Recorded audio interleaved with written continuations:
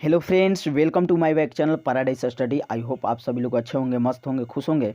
मैं आपका दोस्त, आपका साथी अविनाश आप सभी के लिए लेकर आया हूं प्रीवियस क्वेश्चन ये बिहार पुलिस से रिलेटेड है, बिहार पुलिस के स्टूडेंट्स के लिए है। प्रीवियस क्वेश्चन में इसमें ऐसे 50 क्वेश्चन रहेंगे जो प्रैक्टिस सेट 9 को मैंने बनाया है, जिसमें जीके जीएस हैं।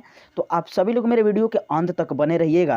अंत तक बने रहेंगे तो मैं आपको एक एक क्वेश्चन को आपके पास रिप्रेजेंट करूंगा। तो आप सभी से अनुरोध है कि यदि मेरे चैनल को अभी तक आपने सब्सक्राइब नहीं किया है, मेरे चैनल को सब्सक्राइब करो और लाइक करो। क्वेश्चन है कि अनवर ए सुहैली नामक ग्रंथ किसका अनुवाद है? अनवर ए सुहैली नामक किसका अनुवाद है? तो एक क्वेश्चन का आंसर हो जाएगा Panchatantra. Option number A correct answer होगा है। तो इसी तरह से हम क्वेश्चन को आगे लेकर चलेंगे। अखिल भारतीय ट्रेड यूनियन कांग्रेस का प्रथम अध्यक्ष कौन था? अखिल भारतीय ट्रेड यूनियन कांग्रेस का प्रथम अध्यक्ष कौन था? तो इस क्वेश्चन का आंसर हो जाएगा बी, ऑप्शन नंबर बी, यानी लाला लाजपत राय। कौन थे? लाला लाजपत राय। नेक्स्ट क्वेश्चन के पास चलते हैं।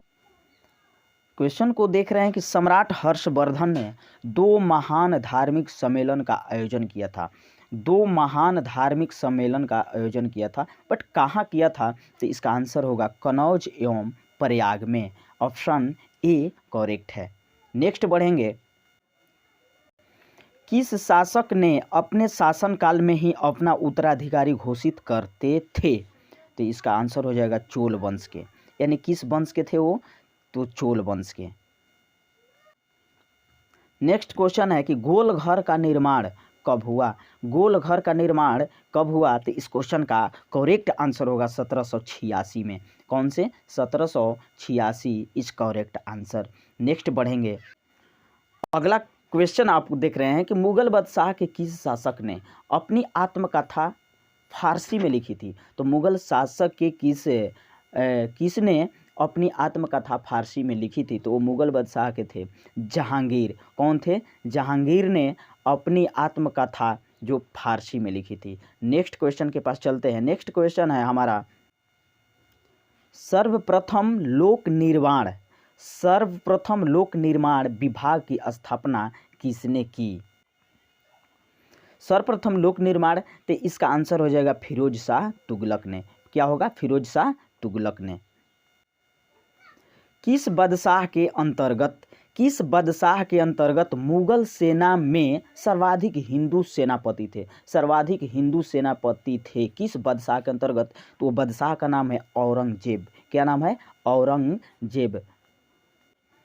अगला क्वेश्चन देख रहे हैं कि किस इतिहासकार ने दीन ए इलाही को धर्म कहा था? दीन ए इलाही को धर्म कहा था, तो उसका नाम था Abdul Qadri Badayun. Abdul Qadri Badayun. Option number D correct answer होगा। अगला क्वेश्चन है कि इंदिरा गांधी नहर का उद्गम स्थल है। इंदिरा गांधी नहर का उद्गम स्थल है, तो आंसर आपका होगा हरिके बांध। क्या होगा? हरिके बांध। क्वेश्चन को आप देख रहे हैं कि मानव नेत्र का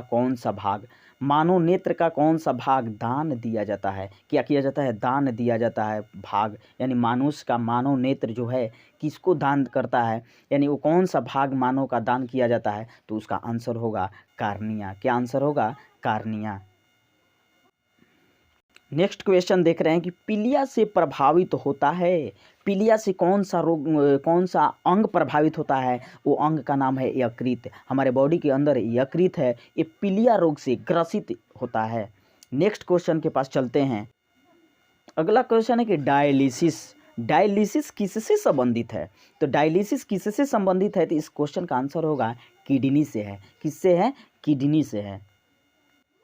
अगला क्वेश्चन है कि पौधे के कौन से भाग से हल्दी प्राप्त होता है? तो पौधे के तना भाग से हल्दी प्राप्त होता है। अगला क्वेश्चन, महाभारत के फारसी अनुवाद का शीर्षक है। महाभारत के फारसी अनुवाद का शीर्षक है, तो आंसर होगा रजनामा। क्या आंसर होगा? रजनामा। नेक्स्ट क्वेश्चन है कि किस सुल्तान ने जमीन में फसल की नपाई का आधा राजस्व के रूप में दावा किया था? आधा राजस्व के रूप में दावा किया था? तो इस क्वेश्चन का आंसर हो जाएगा अलाउद्दीन खिलजी ने। अलाउद्दीन खिलजी ने। हम नेक्स्ट क्वेश्चन के पास चलते हैं।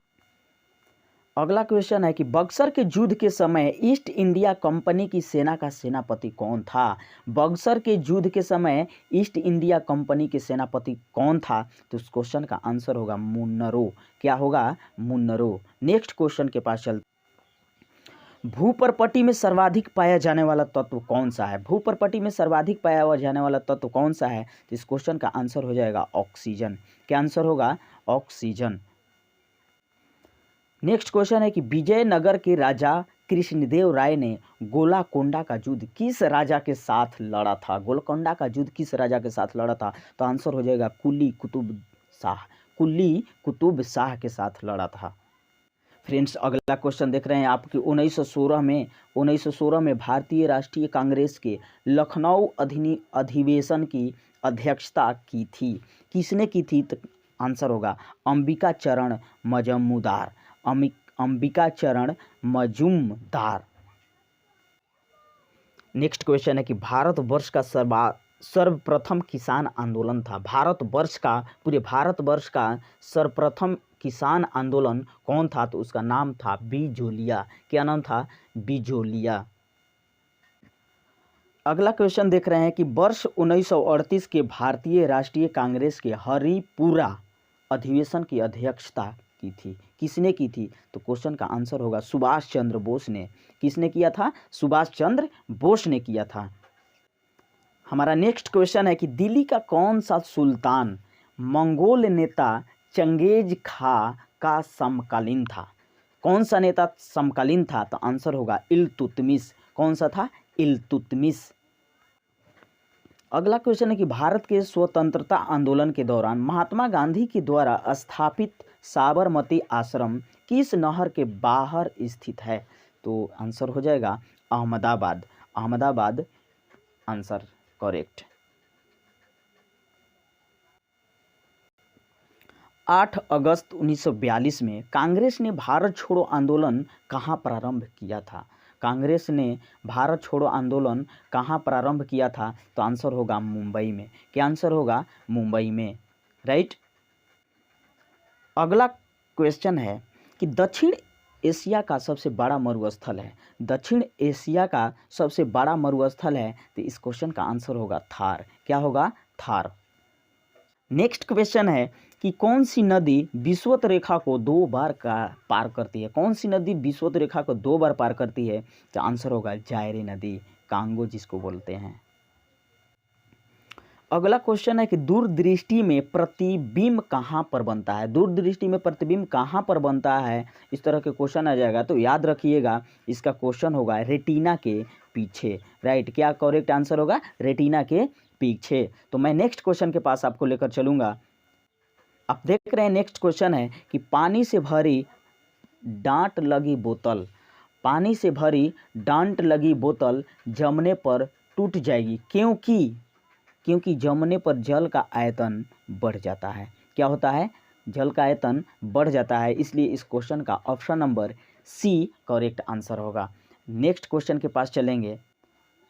अगला क्वेश्चन है कि मनुष्य की खोपड़ी में कितनी हड्डियां पाई जाती है? मनुष्य के खोपड़ी में कितनी हड्डियां पाई जाती है? तो खोपड़ी में हड्डियां, राइट करेक्ट आंसर होता है 29। यानी 29 जो हड्डियां हैं हमारे मनुष्य के खोपड़ी में पाई जाती है, 29 हड्डियां। अगले क्वेश्चन के पास चलते हैं। विश्व ओजोन दिवस कब मनाया जाता है? विश्व ओजोन दिवस कब मनाया जाता है? तो आंसर होगा 16 सितंबर। क्या आंसर होगा? 16 सितंबर। बिहार के राजगीर परगना के कौन से स्थानीय नेता ने 1857 के आंदोलन में स्वयं को राजा घोषित किया था? स्वयं को राजा घोषित किया था। तो इस क्वेश्चन का आंसर हो जाएगा आपका हैदर अली खां। क्या आंसर होगा? हैदर अली खां। बुद्ध उपदेश किस से संबंधित है? तो बुद्ध उपदेश जो है आचरण की शुद्धता का पवित्रता है। आचरण की शुद्धता का पवित्रता है। अगला क्वेश्चन है कि किस सिख गुरु को अकबर ने 500 बीघा जमीन दी थी? 500 बीघा, तो आंसर होगा गुरु रामदास को। क्या आंसर होगा? Guru Ramdas. Option number B correct answer है। किस क्षेत्र में चावल उत्पादन के प्राचीनतम साक्ष्य मिलते हैं? किस क्षेत्र में चावल उत्पादन के प्राचीनतम साक्ष्य मिलते हैं? तो आंसर होगा मध्य गंगा घाटी। कौन सा आंसर होगा? मध्य गंगा घाटी। बंगाल के दोहरे शासन को किस अंग्रेज शासक ने समाप्त किया? बंगाल के दोहरे शासन को किस अंग्रेज शासक ने समाप्त किया? तो आंसर होगा वारेन हेस्टिंग्स। क्या आंसर होगा? वारेन हेस्टिंग्स ने। आपका नेक्स्ट क्वेश्चन है कि यूरोप की एक पर्वत श्रृंखला है। यूरोप की एक पर्वत श्रृंखला है जिसका नाम क्या है? तो अल्पस पर्वत है। जिसका नाम क्या है? अल्पस पर्वत। नेक्स्ट क्वेश्चन है कि सर्वोदय शब्द का प्रयोग सर्वप्रथम किसने किया? तो इस क्वेश्चन का आंसर होगा महात्मा गांधी। सर्वोदय शब्द का प्रयोग जो है महात्मा गांधी ने किया। अगला क्वेश्चन है कि वह कौन थे जिन्होंने अनुशीलन समिति की स्थापना की थी? अनुशीलन समिति की स्थापना की थी, तो इस क्वेश्चन का आंसर होगा बीडी सावरकर। क्या आंसर होगा? बीडी सावरकर। नेक्स्ट क्वेश्चन है कि हिंदी का पहला समाचार पत्र उदंत मार्तंड कहाँ से प्रकाशित होता था? उदंत मार्कंड कहाँ से प्रकाशित होता था? इस क्वेश्चन का आंसर हो जाएगा कोलकाता। क्या आंसर होगा? कोलकाता। Right answer Kolkata. अगला क्वेश्चन है कि मुगल काल में किस जिले को सिराज ए हिंद के नाम से जाना जाता है? सिराज ए हिंद के नाम से जाना जाता है, तो इस क्वेश्चन का आंसर होगा जौनपुर। क्या आंसर होगा? जौनपुर जो है सिराज ए हिंद के नाम से जाना जाता है, याद रखिएगा। अगला क्वेश्चन है कि फ्यूज का सिद्धांत आधारित है। फ्यूज का सिद्धांत आधारित किस पर है? इस क्वेश्चन का आंसर हम ढूंढेंगे। 4 ऑप्शन दिए गए हैं। आंसर हो जाएगा विद्युत का उष्मीय प्रभाव। क्या आंसर होगा? विद्युत का उष्मीय प्रभाव। अगला क्वेश्चन है कि बादल और वायुमंडल का तैरना किस कारण होता है? किस कारण से बादल और वायुमंडल तैरते हैं? तो यह कारण है श्यानता का। क्या कारण है? श्यानता का। अगला क्वेश्चन देख रहे हैं, दिल्ली सल्तनत में दीवान ए अर्ज विभाग की स्थापना किसने की थी? दिल्ली सल्तनत में दीवान ए अर्ज विभाग की स्थापना किसने की थी? तो इस क्वेश्चन का आंसर होगा बलबन ने। किसने किया था? बलबन ने। Correct answer. आपका अगला क्वेश्चन है कि सिंधु घाटी की सभ्यता की सबसे महत्वपूर्ण विशेषता थी। सिंधु घाटी की सबसे महत्वपूर्ण विशेषता क्या थी?